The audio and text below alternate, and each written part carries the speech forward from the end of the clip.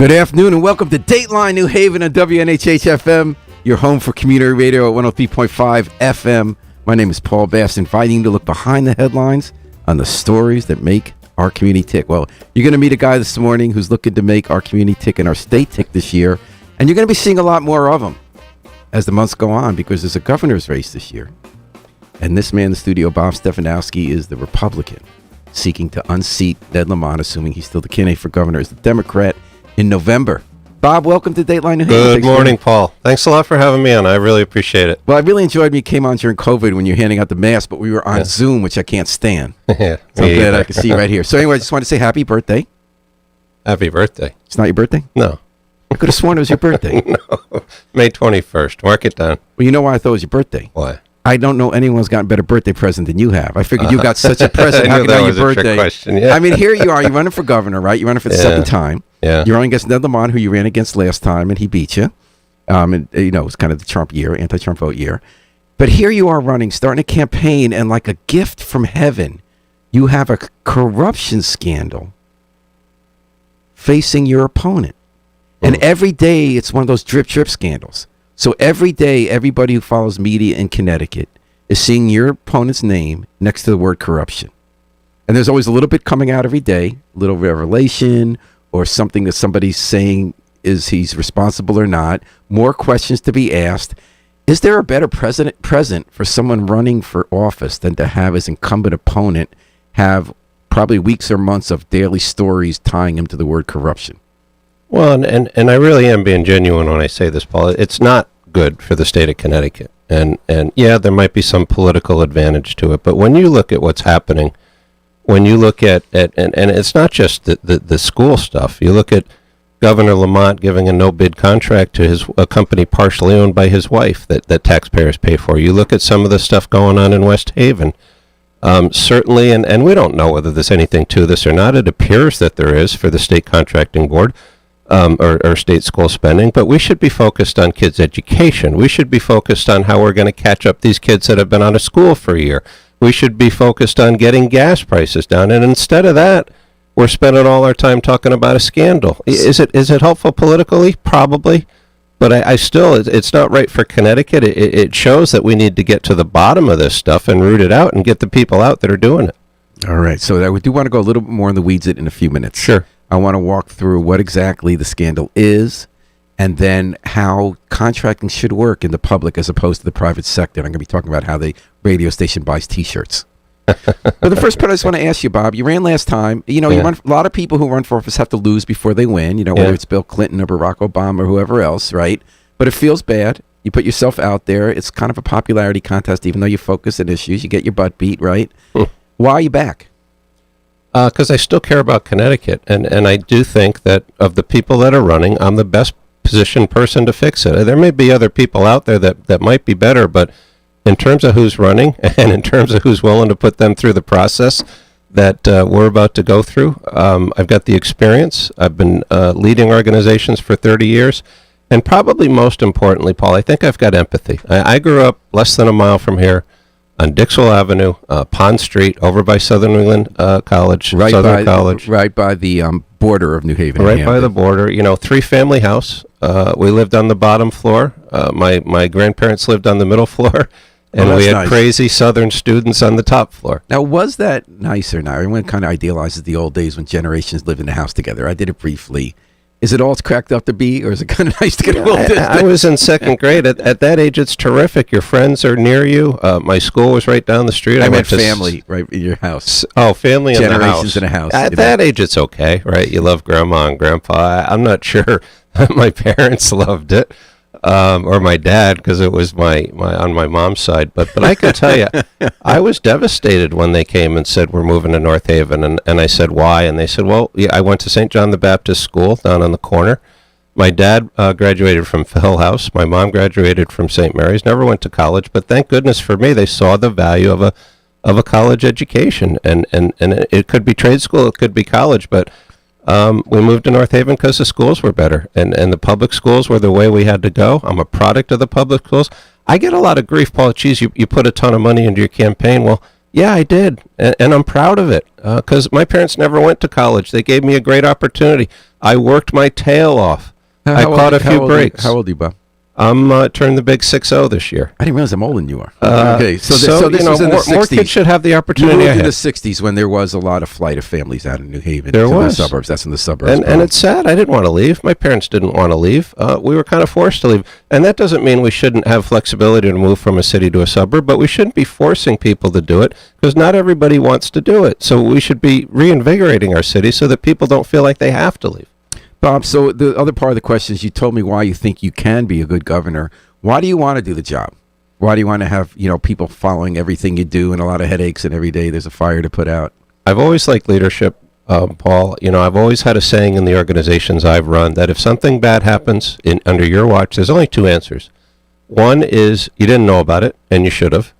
And the second is you knew about it and you didn't do anything. And neither of those two answers are good. So I see the corruption in government. I can set a tone of integrity. We're going to be an open book. We're going to strengthen the ethics laws. When you have ethics laws that allow the governor of the state of Connecticut to give a $26 million contract to a company that's partially owned by his wife without talking about it and without soliciting a ton of other bids, and the ethics board says that's okay, Well, that tells me the ethics in a blind was. trust, right? He didn't know. What's that? They didn't know, correct? Oh, he knew. He admitted that he knew because they agreed to give the profits to charity. Okay. After it came out. He would argue his comptroller negotiated it and then he had nothing, quote, to do with it, that Kevin Lembo signed the agreement. We can get into the details, but he absolutely knew it was going to be awarded. Could part of the problem be that private equity owns so many companies that actually do things nowadays? His wife was on, I believe his wife was on the board of this company. So, one of the things I will do, Paul, is I don't have the portfolio that Governor Lamont does, unfortunately. His great-grandfather founded J.P. Morgan, but I will dispose of any asset that has any potential conflict with the state of Connecticut. And when you sign up to do public service, that's part of the drill. You want to eliminate any chance for a conflict like that. So if you're not willing to do that, if you're not willing to absorb attack ads, if you're not willing to go out there and ask for money, then you shouldn't run. It's part of the process, and it's a necessary evil towards winning. I will get rid of any potential conflict of interest, and I will set a rule that no government official, none, should profit, or their family, should profit off of state contract money. It just shouldn't happen, Paul. And what do you think about the proposal now before U.S. Congress about not letting the Congress be able to trade? And the Wall Street Journal's done a bunch of interesting articles about the judges as well, federal judges who have been trading the currency rule on. I mean, you look at the standard the private sector is held to, and the public sector should be held to a higher standard. I don't want to absorb the half hour, but you had people drinking in the state capitol, testifying on the floor of the State House of Representatives, impaired, and we don't do anything about it. The governor says, well, if it gets me a vote, I'll look the other way. And I know he's joking, but that's not the type of thing you joke about. If that happened in the private sector, I worked at GE for 15 years. If I even had a drink in my office, I would be out. So one of the things I will do, Paul, is I'll bring back integrity to government. The government should work on behalf of the people of Connecticut, and that's what we're going to bring back. So that is very interesting, these issues you bring up. So I guess it goes to, when you started to run, yeah, you knew that, and we'll get to this hopefully in the time, crime was going to be an issue you can deal with, inflation is going to be an issue you deal with, COVID weariness. You held off on attacking him on COVID until the first year got passed, and we dealt with stuff. But did you know corruption was going to be the issue? When you run for office, do you have to be able to pivot when events change and grab on? It's a great question, Paul, because I rolled out my platform in early January. We decided what it was by the end of last year, and corruption and transparency and integrity was one of the three pillars. It's affordability, it's crime, and transparency. And I'll tell you, this year has validated that we were right on target. And the problem is, Paul, we don't even know what we don't know. Right. If there's 169 towns and cities in Connecticut, as you know, if there's fraud in West Haven with respect to COVID money, it's hard to believe that all 168 towns. So we need to do an audit. We should be auditing where that COVID money went. We should be auditing state agencies to see how they're spending their money. I'm not a big fan of quasi-public institutions. You saw what happened at the Port Authority. I'll about that, yeah. It's either one or the other. We could talk about Eversource. This is our money. Paul, it's not their money, it's our money, and we're working hard every day, and we're budgeting every day, and we're making hard choices about whether to buy a used car or a new car, whether to eat at home or go out to dinner. People are making these choices every day. The government should be held to a higher standard. Right now, the bar is so low. It's sad what's happening, and that's why I'm going to bring back that integrity, Paul. You can say a lot of things about me. I'm a Republican, whatever. I know a lot of your listeners are Democrat, but I've got integrity. I'm going to represent everybody out there, not just Republicans, and we're going to bring some trust back to government. Bob Stefanowski going back for round 2 to run for governor as a Republican in the state of Connecticut this year. So, Bob, let's get in a tiny bit in the weeds just so we can understand. This is bringing me back a lot to the Roland scandals of the early 2000s when there were no-bid contracts again with Tommaso Corporation, and he was hundreds of millions of dollars in no-bid contracts, and they were fixing up the thing that everyone remembers. He fixed up the hot tub in his property. And that started getting raised in the 2002 governor election. I covered that election. And Bill Curry was the Democrat, and he said, folks, this is really bad. No-bid contracts, friend of the governor. We didn't know yet that he had a LLC called Tree with the initials of them. They were burying gold coins. That came later. But I shouldn't laugh, but it's funny. That part was funny. That part was funny. Yeah. But no one cared, Bob. Bill Curry ran for governor and said, now Roland was a very attractive personality. He really was. He had a lot of charm, and he was governing in the middle. People forget that part. He had some conservative views. He was also an environmentalist. He did Malik Jones. And Curry had nowhere to go. Curry wasn't someone people were warming to. But he said over and over, he said on TV, if you reelect this man, he will go to prison because right now hundreds of millions of dollars in no-bid contracts are going to this company that's giving him favors. They didn't care then. Will they care now? They should. And I think part of it, Paul, is people have lost such faith in government/politicians. It's almost come to be expected. And I think we should demand that the bar be raised. Mm-hmm. You look at Joe Arsimowitz, who by all accounts is a terrific person, but he's minority leader of the House, and he's also on the payroll of the unions. And the ethics board says it's fine.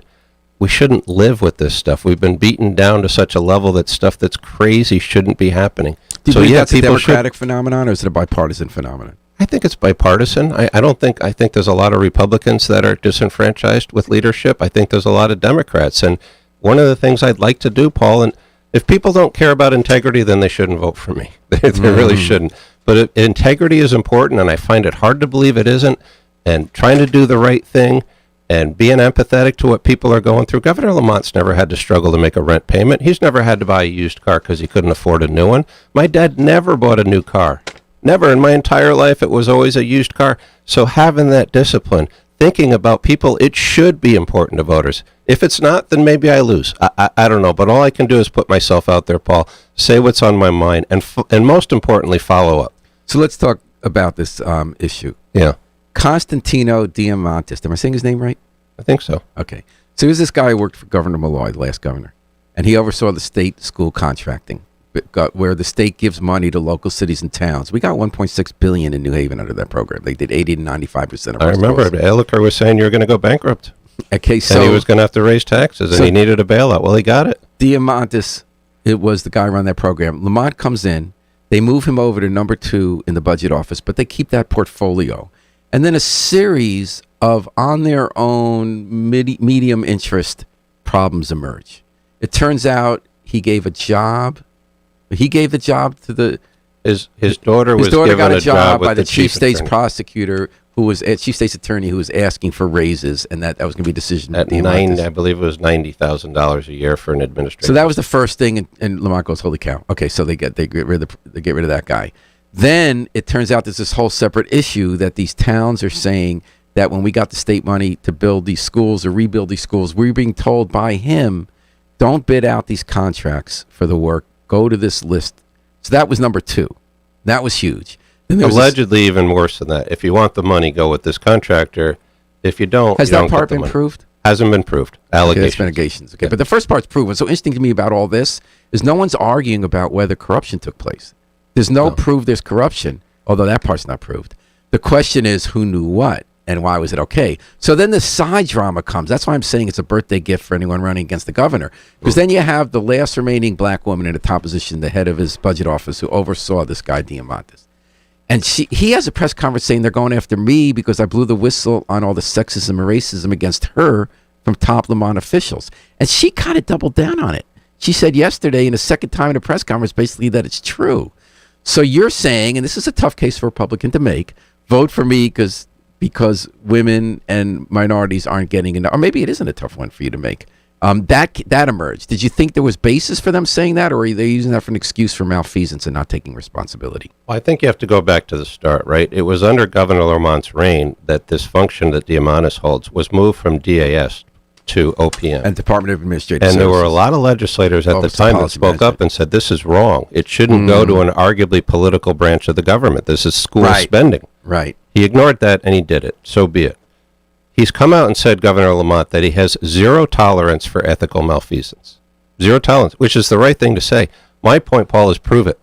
Start an investigation. The legislator should start an investigation as to what happened.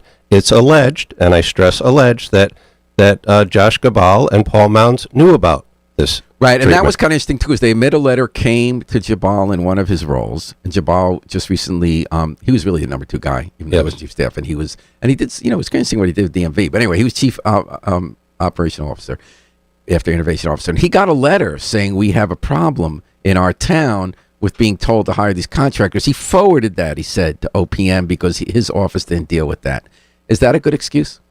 No, and there's also an agenda from a meeting, I believe, in June 2020, where a contractor and Governor Lamont met, and it was the 5th item on the agenda. The question is whether it ever came up, we're concerned about these being steered. Supposedly it didn't come up. I don't know, Paul, but every meeting I go to when I sit down, I read the agenda. That's the first thing you do. What's coming up? It's like when I walked in this room, what are you going to ask me, right? You wouldn't tell me, but at least I ask. So, well, he did tell me a couple, but I don't know whether he knows or not. I don't know whether he knows or not, Paul, but we deserve to know.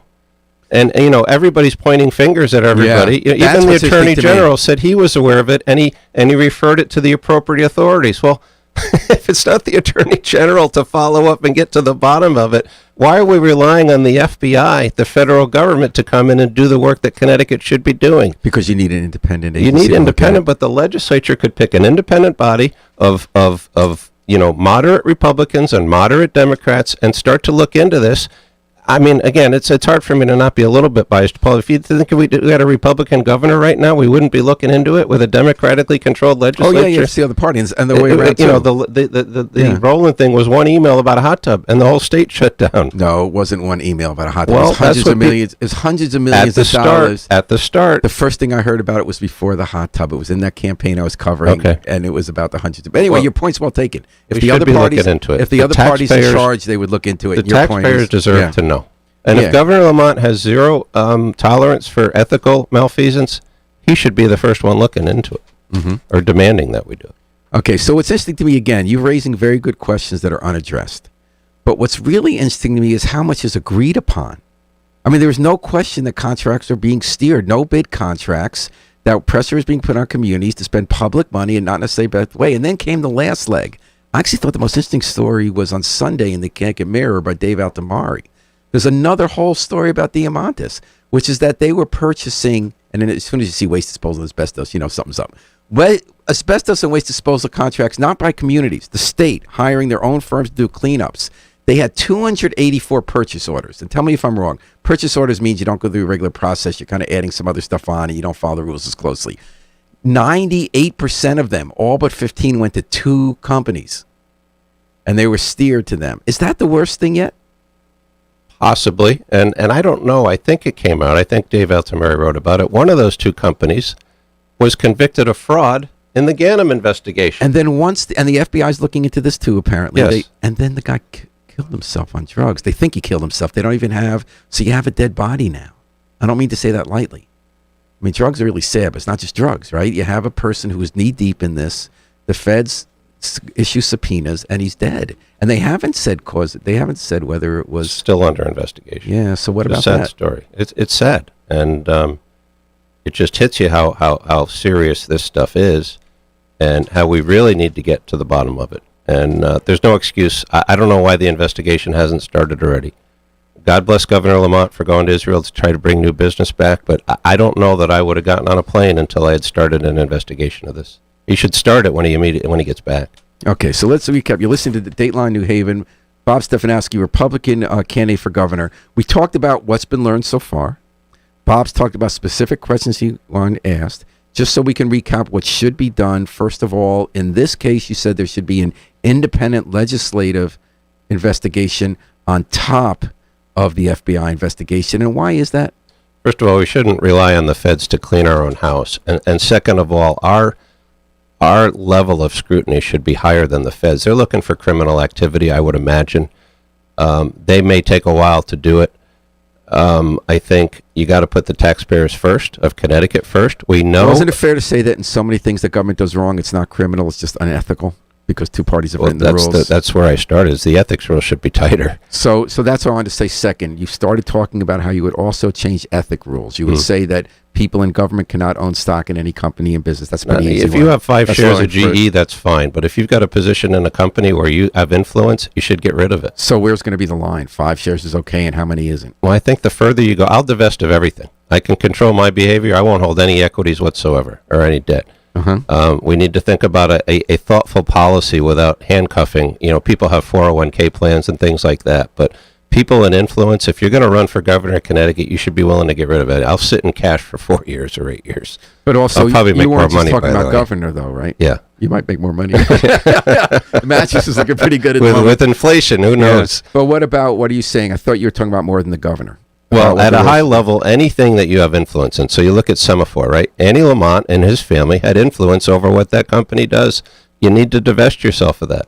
So we need to work through the details, but you need to certainly get rid of any company that you have any influence in that could potentially do, which I would have thought would have already been in the ethics rules, Paul. You really thought you would think it would have been there. But then people would say, if I have a blind trust, I don't have influence. But it could be a lot of shares, but you still benefit from it. That was the issue with the federal judges. A blind trust may be a way around it if you have no. But so Governor Lamont certainly, you know what he did? He didn't put it in a blind. We got the critique of Lamont. Yeah. And it's a fair critique. I would think a blind trust would work if you have no influence whatsoever over it, but you can't be able to influence it. Okay. But can't you kind of guess if you have a blind trust, you got a lot of Apple stock? Well, blind trust means you don't know what's there. You don't know. Now, if you know, then that's a different story. Blind means blind. And then you also talked about you'd like to see all the COVID relief money investigated. Yeah. But what about other permanent changes to government to have higher ethics bar? You talked about raising the bar in ethics. So you'd have rules about, and is it just all government officials? Would it also be legislators, how much stock they can own? Well, we should fully staff the State Contracting Review Board. Governor Lamont wants to reduce it. And I know there's an internal audit function, but they're looking for, validity of numbers. They're not trying to search out fraud. You're talking about the state auditors? Yeah. Yeah, they do a great job. Staff. They're small staff. It's really fun to see what they come up with and what they decide to look at. It's not comprehensive. But you've also got hundreds of recommendations that they've made that have never been followed up on because they have no authority to influence, to force it. Whereas you're saying the contractor board does. Yes. And we should probably have an inspector general sitting over that to help investigate this stuff. So fully staff the State Contracting Board. Make the ethics rules tighter. And we got to go through it and tighten it up and put it at least to the standards that everybody else in the world lives by. And what would be examples of that? No drinking on the job. I would ban alcohol from the Capitol. We shouldn't have alcohol in the Capitol building. It's just, why do you need it? You want to go have a drink? Go out. Do it on your own time. The stuff that we see going on with giving contracts to friends and family. Governor Lamont gives a contract to reopen Connecticut for $2 million. I think it was Kevin Rennie released the email showing that they're related to Indira, the head of Pepsi.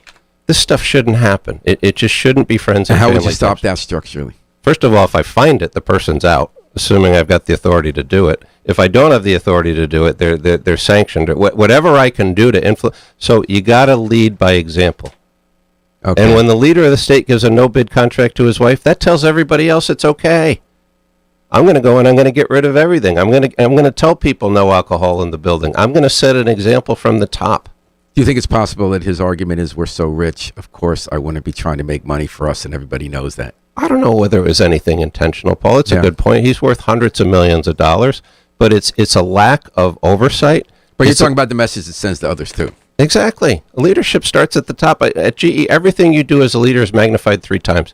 If you walk in the door, blow by the person in the front, slam your door, that sends a message that it's not going to be a good day. If you walk in the morning, hello, Jim, great to see you, you stop on your way and talk to people, you leave your door open, this governor is not setting the right direction and the right tone. I will. And then we talked about how government should work as opposed to private sector. No, this isn't a sexy issue. But I'm thinking, you did contracting, right? So if you're doing something philanthropic, you wanted to get a lot of masks fast to New Haven. Yeah. And you found, and no one could get them in. Similar came then later with the tests, right?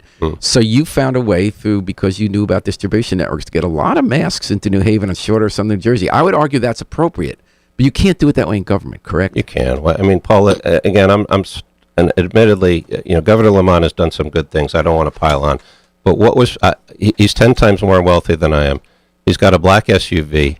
I let him know that the vendor was there. What prevents him from getting in his black SUV going down in Jersey? No, I don't mean that. I just mean I'm separate from Lamont, separate from Bob Stefanowski. When you want to do something fast and hire someone, or you want to hire someone efficiently, there are more rules in government than there are private sector. Excuse, Paul. I'll debate you on that one. It's a horrible excuse. I'm not making an excuse. I'm saying where should the line be drawn?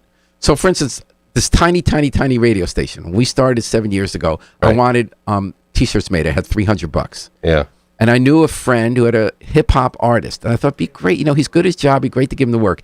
I didn't have to put it out to bid. And obviously, it's a small thing. Or when you're doing a philanthropic job, it was applauded that you knew people in a supply chain. So you went down into Jersey and you brought a whole load of masks. Government needs a higher bar than that, correct? In an emergency situation where the governor has emergency authority and he's given no bid contracts everywhere else, he couldn't have gotten in his truck and got 150,000 masks. Separate from the governor. Separate from Lamont. Anybody, procurement, Josh Cabell. So you say procurement can't. I was wondering if we're in an emergency, Paul. They called an emergency for a reason. Okay, separate from emergency. He declared that masks were mandated in Connecticut, and he didn't have any. So I'm not making this about Lamont or the emergency. I'm not either, but you can't give him a pass just because it's bureaucratic. I'm not giving him a pass. I'm saying, how do we draw the rules differently from the private Reduce sector? regulation, which Republicans are for. Democrats have layers upon layers of regulation. You talk to a small business owner. Because that's what we like. That's what I like about not being in government, is I could have the guy make the T-shirts.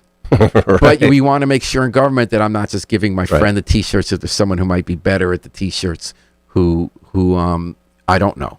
Yeah. I mean, I could have come up with a lot of reasons why I shouldn't have gotten in Pat Sasser's truck on Monday morning. No, there are no reasons. But I'm saying we're allowed to do that if we're not in government. You are fixing a problem. Yeah, but government should. That's what government's for, fixing problems. If they can't get out of their own way, either we got too much regulation or not enough empowerment or people that don't care. I don't know which one it is, but none of those three are good. Doesn't regulation help government enforce standards? To a certain extent, Paul, but we are overregulated in Connecticut. You talk to any small business and the hoops they have to jump through. So it'll be an example. Just the fact that they have to pay a registration fee. Why do you have to pay a registration? You're setting up a business in the state of Connecticut. You're bringing jobs here. Why do you have to pay the government to do that? We should be paying them to set up. Well, if the government's monitoring you so they can make sure you follow rules, it costs money to monitor you. Well, if somebody's creating jobs, I'm going to welcome them here, and I'm not going to have them have to fill out 15 forms and talk to 18 different agencies. They want to prevent jobs. We're the only state in the entire nation that hasn't recovered the jobs from the Great Recession, and we're making it hard for new businesses. Okay, we got to stimulate that. I'm fine for going overseas to Israel. I hope he brings some jobs back. I really do. But what about the small business owners here? What about the unemployment loan that had to be taken out that needs to be paid back that's going to put a burden on business owners? Why don't we do some funding there? There are things we can do in state to help businesses. And in my opinion, we're not doing it. All right. Bob Stefanowski running for governor. Last thing on corruption. How does this differ or the same from the Rowland scandal with the hundreds of millions of dollars in no-bid contracts and the gold bars planted in the official's yard? First of all, I want to be careful here, Paul. You got to give everybody the benefit of the doubt. And I actually hope there is nothing worse because it's not good for the state of Connecticut. I don't want to compare the two. I'm not that familiar with what happened in Rowland. My point is today we need to look into it. We can't look the other way. Let's get to the bottom of it. Maybe there's nothing. Maybe there's a ton. Maybe the governor knew about it. Maybe he didn't. But the taxpayers deserve, and everybody in Connecticut, even if he didn't know about it, that's just as bad in your opinion. Either way, it's bad. All right. Yeah. Obviously, it's not the thing that Governor Mott would have ordered to run for re-election. Tell me about the independents. So last count, independents have become the party of Connecticut. Over 1 million Connecticut voters are registered independent. Independent or unaffiliated? I'm sorry, unaffiliated. I apologize. Right. There are a few independent. There's an independent party, which is very small. Yeah. Right. Unaffiliated 1 million.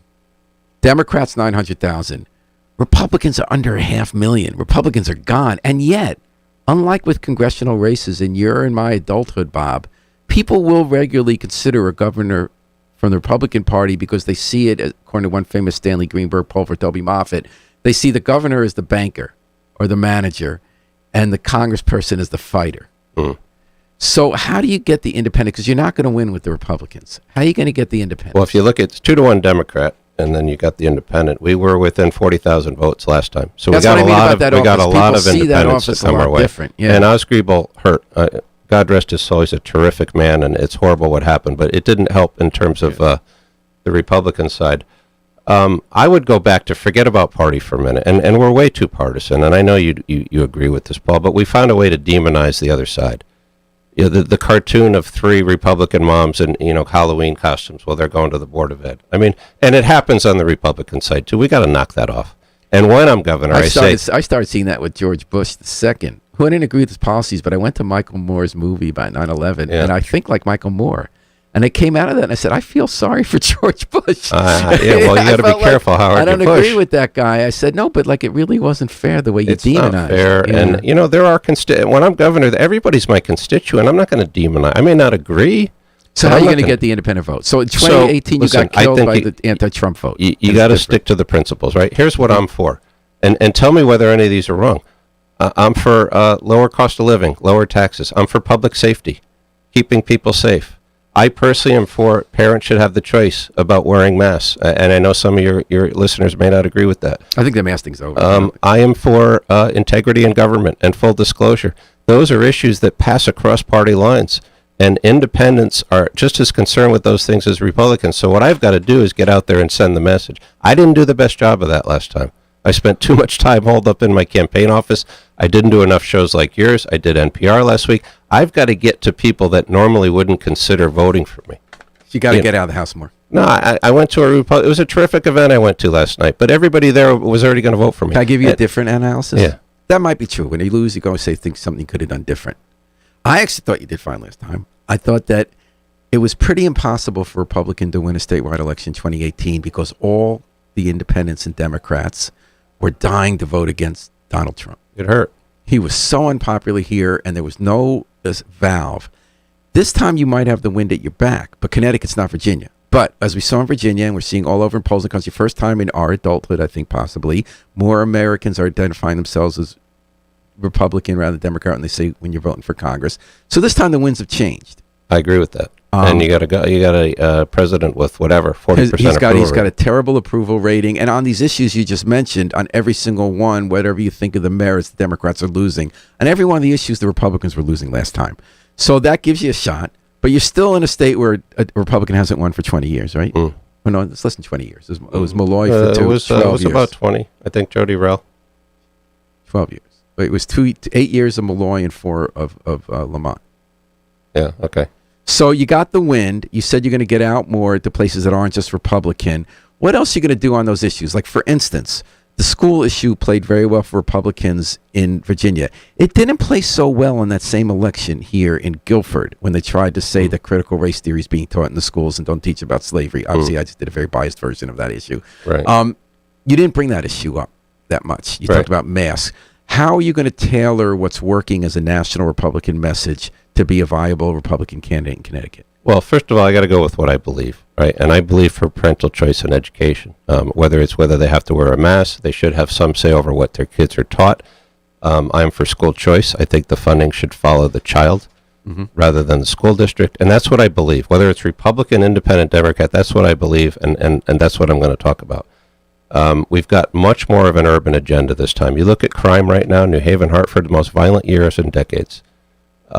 So it's much broader, Paul. The other mistake I made, you remember last time it was all about the state income tax. I mean, there are a lot more issues. That was a loser. Should get rid of half the income for the state. Yeah. I still think I could have made a lot of progress over 10 years, but it's broader than that. It's about the price of energy. You talk about, regulation. There's one place Pura should be a little bit tougher on Eversource. And that's the Public Utility Regulation Authority. Yeah. So, they had record profits. And I just think there's a lot we can do. You hear the term kitchen table issues. I don't know whether it's that or not. I view them as common sense issues. And people are just so frustrated. They see things that happen that make absolutely no common sense. I'm sure it's harder to fix than I could ever imagine. So 3 things you learned from last time, in addition to having more favorable winds. I don't want to focus on all my mistakes, but go ahead. No, you're going to learn from it. Yeah, so you get out more to places that aren't Republican.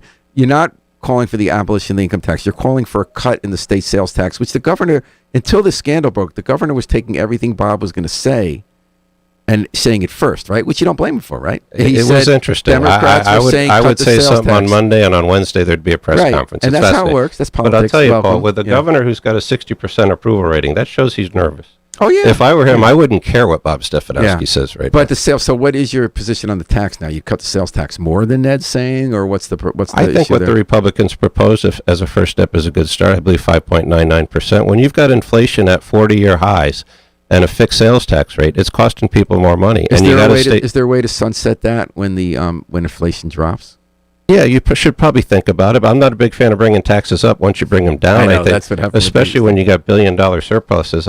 I don't think our problem right now is. I mean, one thing the Wall Street Journal editorialized in Lamont's favor is that we have the bigger surpluses and the money in the rainy day fund. He did the debt diet at first. That he actually was responsible about finances. Well, he's raised long-term debt, if you look at it, because he pushed the pension obligation out. We've got $5 billion more debt than we used to have. His first year, he raised taxes by $1.8 billion. We got $6 billion from the Fed and a $2 to $3 billion surplus. Where'd the other $3 billion go? When people are waiting in line on January 1st for test kits, and we're moving nursing home patients from infected patients from hospitals into nursing homes because the step-down facilities aren't there, I don't know where the COVID money went. We need to get to the bottom of it. It's still true that the right-wing Wall Street Journal editorial page specifically wrote about what a great job Governor Lamont was doing, and the debt and the credit rating agencies raised the rating of the state. We have one of the worst ratings in the entire country. We have one of the worst growth rates in the entire company. I don't even know who wrote the editorial. But not enough. That's the beauty of editorials, is you can have. I wrote an editorial about the shame in Hartford. I wrote an editorial in the New York Post about moving COVID patients into nursing homes, which are the highest risk population. So you're going to get all views. That's one of the beauties of running an election. Bob Stefanowski running for governor, Republican. What's your urban agenda? First of all, attack crime. And this police accountability bill, where we've taken qualified immunity away from officers, I think is dead wrong. You've got a situation now where they're not engaging in high-speed chases because they're worried about the accountability if they get into a crash. Their personal assets are at risk. You've got less people coming to not even to train to be police officers. You've got less recruiting going on. Every office is down. The state of Connecticut, the officers are working 80 hours a week. They're down 100 people. And now they're starting to lower the standards on the new recruiting class to get people through quicker. That's not the right answer. Now I'm going to give you what you're going to hear now that you're talking to urban liberals. Yeah. Okay, I'm going to push back on that one. I respect where you're coming from, but a lot of people agree with you on that analysis. So that state bill, they said, made it so much harder for police. Yeah. It has had one exactly demonstrable effect on New Haven. There's one instance that you could directly trace to the new law. There was a cop who was raping prostitutes in Fairhaven. He got fired. He got prosecuted. Until that bill passed, they could not decertify him from being a cop in any other community in Connecticut. The effect of that bill was that no Connecticut law enforcement can fire him now. In terms of chases, we've had deadly chases in New Haven that the unions were concerned about the safety of their officers. We just buried a police officer the other night who was in a high-speed chase. That came out of concern for police officers as much as anyone, and saying that the best way, the logic was that the best way, it's easy to say, well, you're letting the criminals get away. But in truth, you have many more deaths as a result of those chases. So that's how it looks from the city. So let me respond to those. First of all, just because you want to support your police departments doesn't mean that you don't want to go after everything you possibly can for a police officer that does something wrong. I wasn't aware of that example, but if you can't discipline and put through the process a police officer who did that, then there's something wrong and it should be changed. Why should a police officer, given how hard it always is to ever convince a jury that a police officer did wrong, when you realize that the bias is definitely, and it should be perhaps, bias is very much in favor of the police officer. And I mean, you really, Paul, I know police officers are saying that. You're right. And that's why I'm saying maybe you're right and I'm wrong. I'm talking about the way it looks in New Haven. We almost never, ever see a police officer found guilty of doing something wrong in a court of law. That's a fair point, and I would argue it's the small minority of police officers, but those that are bad need to be held accountable to the fullest extent, just like anybody else. Wasn't that the point of the law? But the law did a lot more than that, Paul. You know, I don't think that law was put into place to help a situation. And now, that may be a bad side effect. And if it is a bad side effect, we're going to reopen that accountability bill, and I promise you I will deal with that. I actually have a much different view from both arguments we were just making, which is that bill was way exaggerated about its impact on both sides. I've met with hundreds of police officers over the last 3 years. There's no question they all and I know they've got their own perspective. Right. But when you have a 16-year-old kid pulling up to a cruiser, spitting on the window, giving the guy the finger, and then speeding off, and you can't do anything about it. When you've got kids stealing cars 10, 11, 12 times, and all you can do is drop them off at the parents' house, and the kid says, I'll see you tomorrow, that's not helping the kid. That's two big issues. And it's not helping the people around, and we got to do something about it, Paul. And this isn't about incarceration. We agree. It's how best do you do it. It's having some consequences for your actions. The high speed, no question. We all agree about that.